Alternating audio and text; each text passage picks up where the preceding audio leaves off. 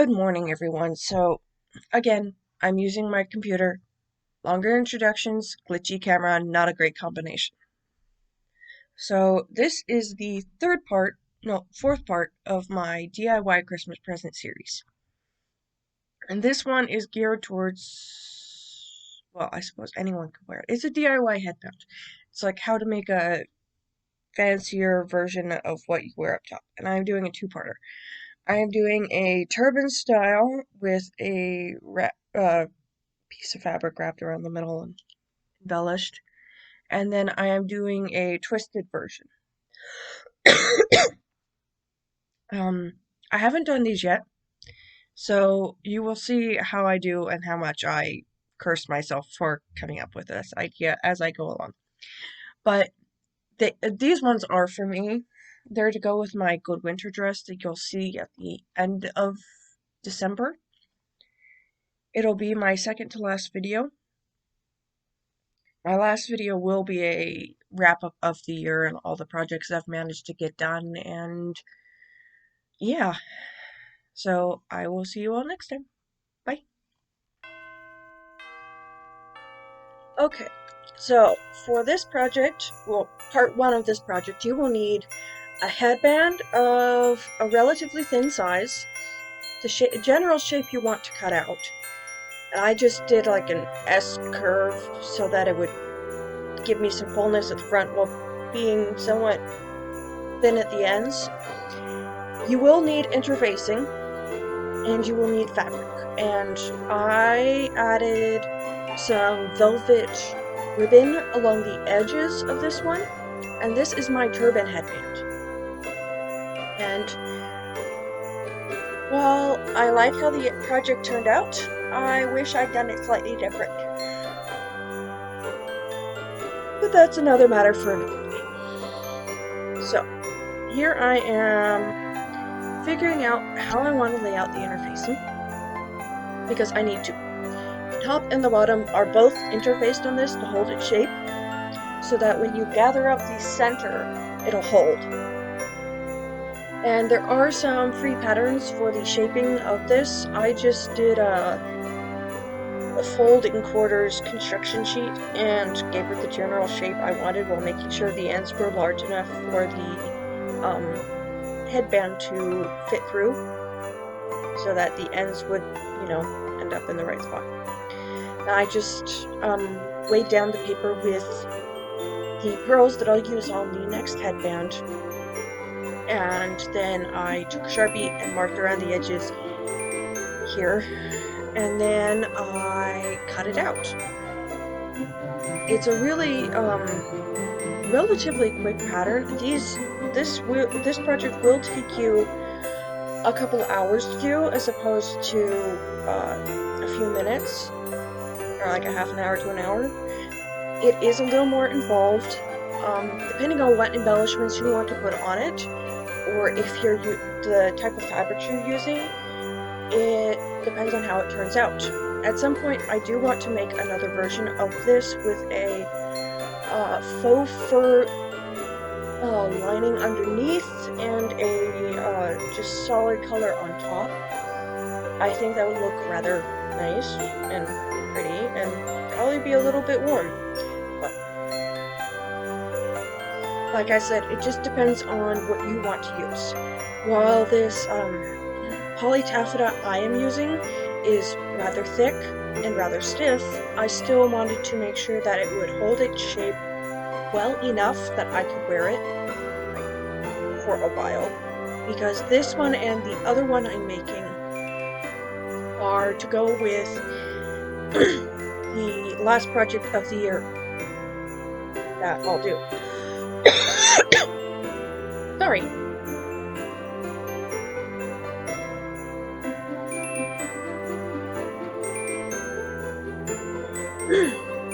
But yes, once you've got that interfacing cut out, what I did was I just cut a long strip of fabric, wide enough for me to put both interfacings on, and then I just fused it straight to the interfacing, because the interfacing has no seam allowance in it. So what I figured was I'll just roughly cut out around this, and then I'll be able to just sew along the interfacing line.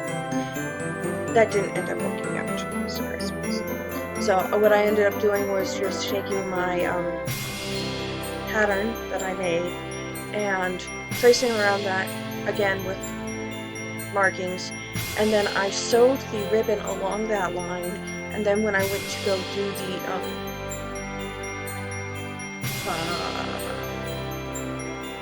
sew the top to the bottom, I just sewed along the velvet strip as opposed to sewing along the interface. It worked a little better. The velvet strip was kind of a little bit thicker and a little bit easier to follow. So this allowed me to have a nice headband that I can wear with my dress, or I'll wear the other one, just depending on how it turns out and how I like it. So yes, once I've trimmed out around both, I make a general shape, see how it'll look, and it wants to follow the shape of the headband even without the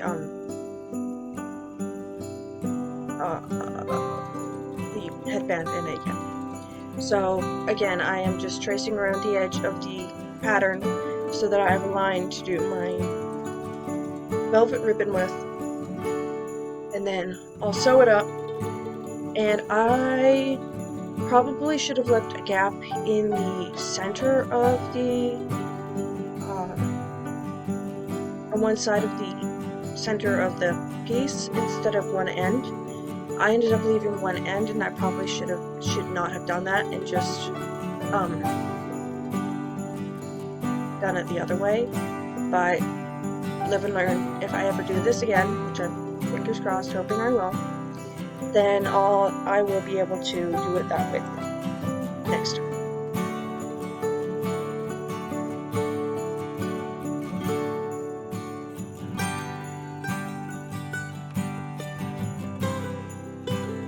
So yes, I'll just I believe I sewed this by machine. I just sewed the velvet ribbon down as close to that white line as I could get, and then once that was sewn down, I did two, one on each side. Once it was sewn down, I sewed the two pieces together, and like I said, this took like 15 minutes for me to do. This whole project took a couple hours because I was fussing and finagling and trying out different things.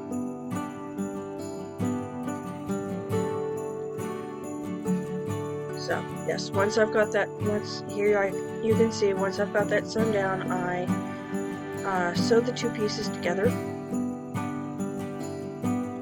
so that the top and bottom match relatively.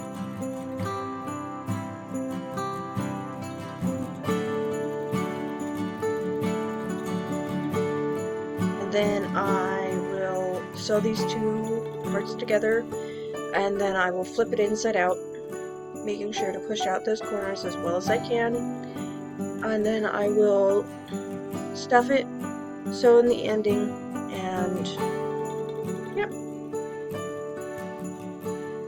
Really, it's a pretty easy headband to do. However, you can run into problems if you're like me and be very, very silly. You can hand sew this. This is a great project for practicing hand sewing. I just chose to do it by machine because I was being a little bit lazy then. Hey, each to their own.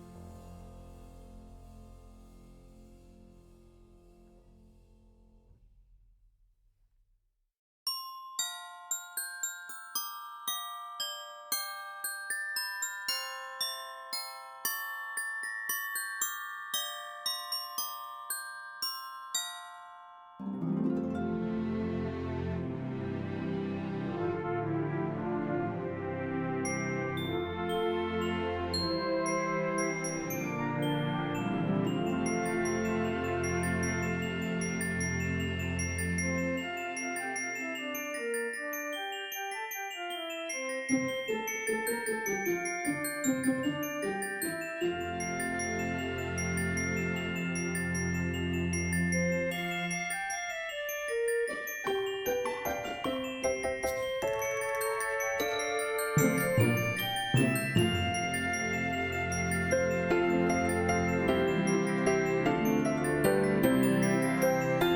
here is the finished piece. I like how it turned out. It does kind of blend in with my hair a little bit more than the other one, so I'll probably wear the other one a little more.